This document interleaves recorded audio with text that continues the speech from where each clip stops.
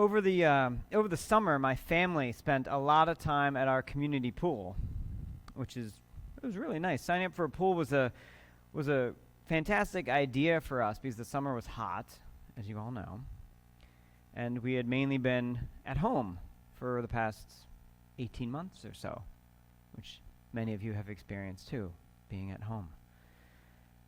So we got outside, and the swimming pool gave us not only a place where we could be outside, a place where we could cool down, have a change of environment, have fun, but we were able to connect with our community, connect with people who came there just like us for maybe similar, maybe different reasons. We saw families we knew from elsewhere. We kept up friendships. We made new friends, and we also saw some people who maybe we might not see again. Some of these connections were very tangential. People we would recognize, we maybe see them day after day, but nothing further. And my introductory story, the story I'm going to use right now, is about one such family. A family I recognized, but I didn't really know. I didn't talk to them. The family consists of 2 adults and 3 children. About maybe 3, 5, and 7 were the ages of the children. And this is the reason I first noticed them, because they have similar age children to us. We only have 2, but similar ages to us, and the adults were engaging in a similar activity to us, that is, trying to teach their children to swim, which at a pool was something we were trying to do. Now, in general, I aspire for a parenting style of loving support without overbearance. So when we started teaching our children to swim, I allowed them to set their own pace and their own engagement level. Our swimming we didn't have lessons. It was very laid back, extremely laid back. Dozens of pool noodles. I was like, well, sure, you want more pool noodles? Go get them. That's fine. That's great. You're getting in the water. A lot of carrying, some holding in the water, a little bit of goggle use, and sporadic but slow progress.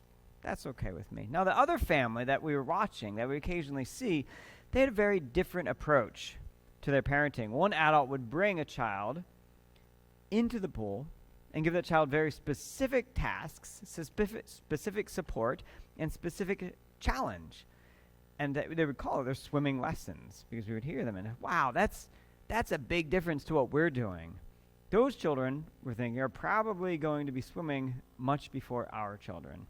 And they're probably going to be much more confident than our children are. So at first, I'm seeing this, and I wanted to embody what they were doing. I want to emulate their process and maybe push our children a little bit more, a little bit harder, so that they could also succeed, rather than just playing around with their pool noodles, which is fun. But the difference between what we were doing, the difference between our 2 parenting styles, and what the other was doing, other parenting styles, struck me as the difference between sort of passive and active love, between indulgent and tough love. If I truly wanted my children to learn how to swim, if I truly wanted my children to live into their best selves with regard to swimming, was I doing them a disservice? Did I need to push them a little bit more? Maybe I was being caring, but maybe I wasn't having enough accountability for their growth. That's what we need to do, right? I mean, that's not just parenting, but in all of our relationships, right? Well, that's why we come to our community here. That's why we don't just go into the woods and be spiritual but not religious by ourselves. We come to grow. The love of accountability, the tough love of telling another when we think there's been a mistake, or when we think there's an opportunity for growth. The tough love of supporting with hard realities and difficult conversations. All right, so difficult and genuine love means pushes to actions. It means invitations to growth. It means opportunities for vulnerability. Just look at UUSMC's statement of beliefs. And you actually can pull it up right now, look at it, but I'll read the first sentence. We believe that transformation is possible, that we have within us the potential to move from brokenness to wholeness, from oppression to power, from unjust to just, from separateness to relationship, from isolation to beloved community. The processes of transformation, of moving from brokenness to wholeness, of oppression to power, of isolation to community, these processes cannot happen without some form of accountability. They cannot happen without some form of challenge. It's just not me saying, oh, I'm broken, now I'm going to be whole. I need some support with that. I need some help. We come together in community not to have our proverbial bellies rubbed and backs patted. We come together in community so that we can give and receive a love of accountability, so that we can give and receive a love of challenge, a love of growth, and a love of support. Now, that being said, there's a difference between accountability with care and causing harm. This is the reason that I actually am shying away from the very title I put for this service of tough love.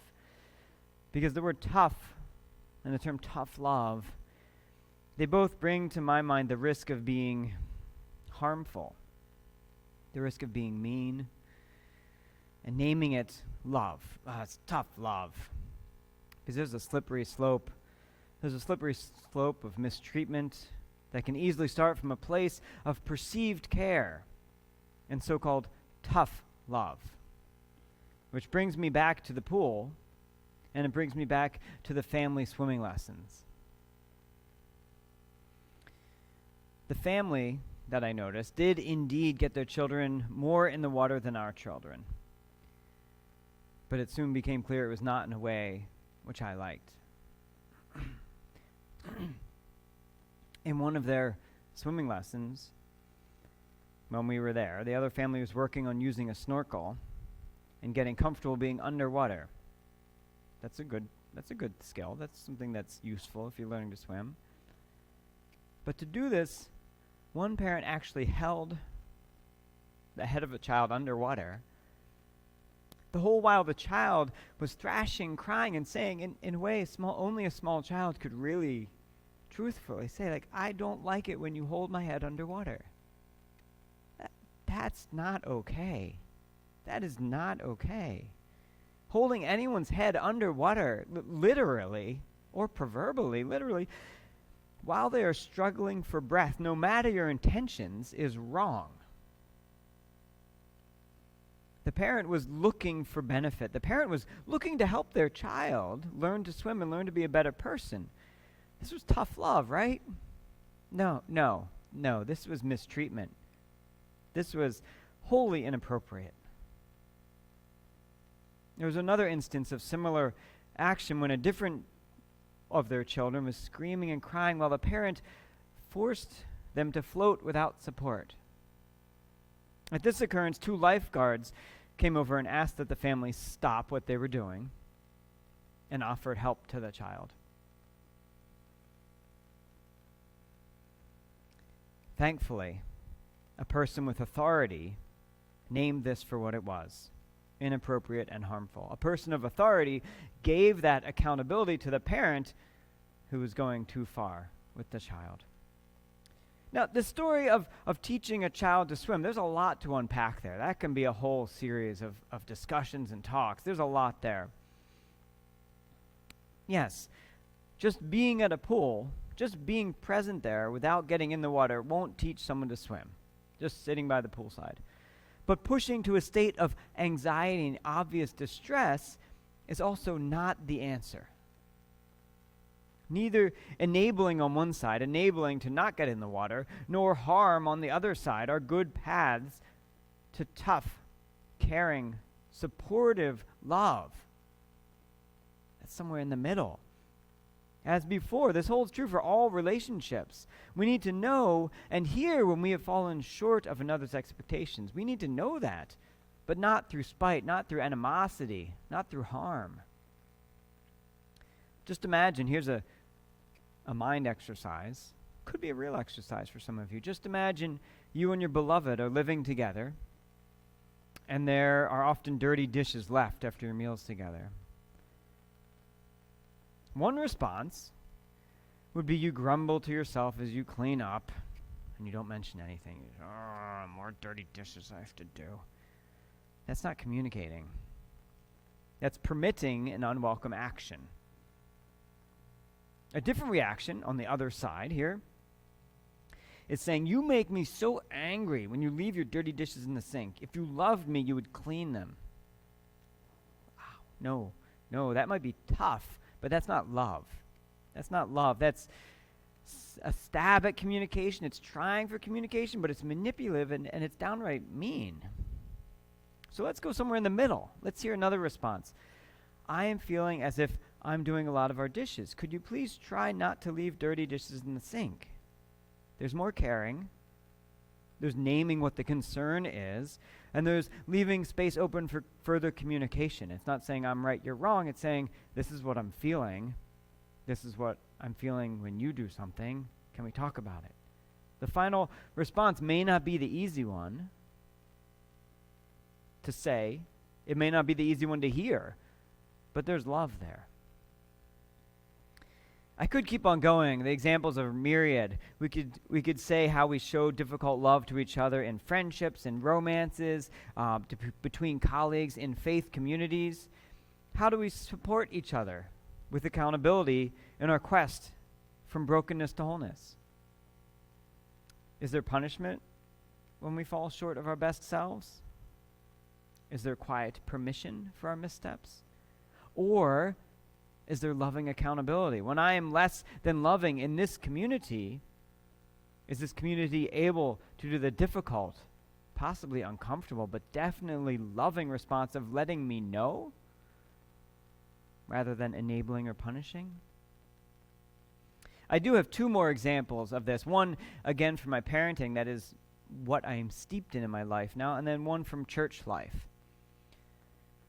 So as a summer of learning to swim, it was also a summer of learning to ride bikes. There's a lot of learning activities in our summer.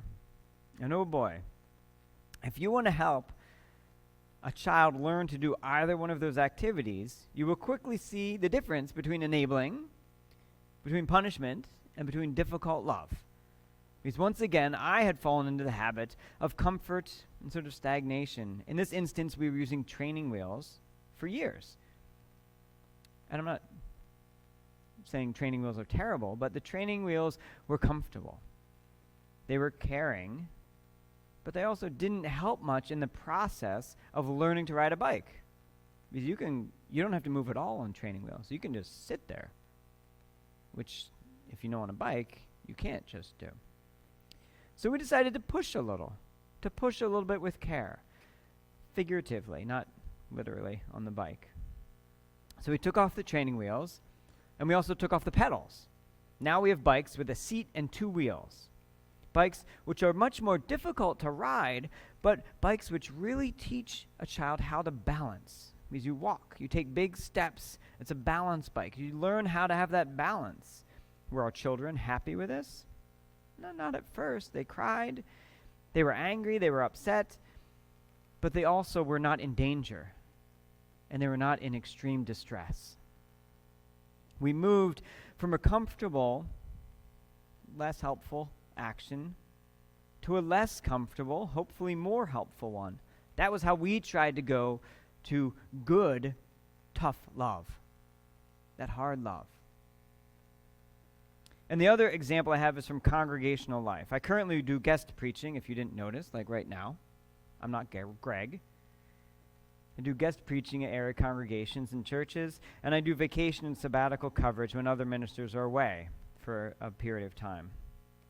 And at one church I was serving, just for a little period of time, a member called me and started complaining about their minister, complaining about the community as a whole. Now, there were a couple responses as an outsider, stepping in for a little bit. There was a couple responses I could do here. The easy response would be to agree with these concerns and do nothing more and say, yeah, you're right. Yep, yeah, your minister does this, your community does that. Absolutely. Okay, bye. The punitive response, the sort of you're wrong response, would be see, this is not how it is. Your minister is not like this. Community is not like this. You're wrong to say that. You're wrong to feel that.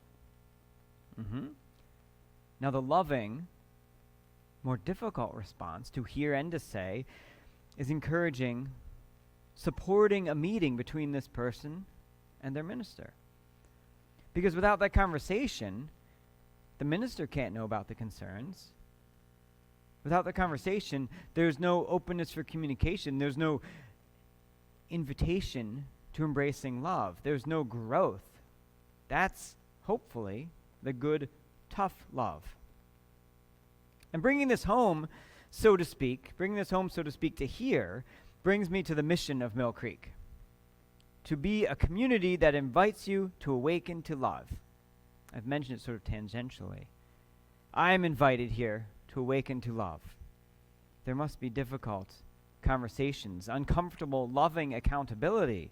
Awakening to love means having others point out when we are not loving. When we are not loving to ourselves, when we are not loving to each other, when we are not loving to the holy. It means not just being open to others pointing out to us, but us pointing out to other people when they are not being loving. Awakening to love means having others support us in being more loving to ourselves, to each other, to the holy. It means getting that support and supporting others to be more loving. Awakening to love means living into tough, living into difficult, living into uncomfortable and accountable love. I always like to bring theory to practice. I mean, that's my thing. It's like, what do you believe? Okay, now how do you live that? That's all of my sermons in a sentence. So, I end with some ideas of how this might look in your everyday life.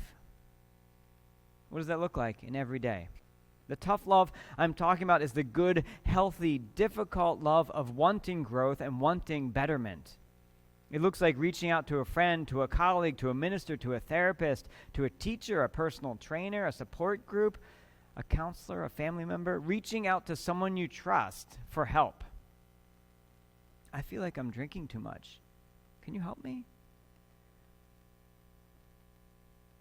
Love looks like naming it, again, with care, again, with trust, naming it in others. Hey, what you said to your spouse felt harmful to me. Can we talk about that? This tough love also doesn't have to be groundbreaking. It can be simple. Dad, you're good at time management. Can you teach me? Can you help me with that? Greg, example here, not Greg, what's up with your curt email messages? Doesn't have to be groundbreaking. It can, but it can be small. This community invites us to awaken to love. We are invited to awaken to love. That invitation is not easy. Awakening to love is not an easy thing. It takes practice. It takes mistakes. It takes support, and it takes difficult love. So let us all live into that caring. Let us all live into that difficult. Let us live into that uncomfortable love. Hear that invitation to awaken to love. And live into it. Live into it, even, especially, when it is hard and difficult. Amen and amen.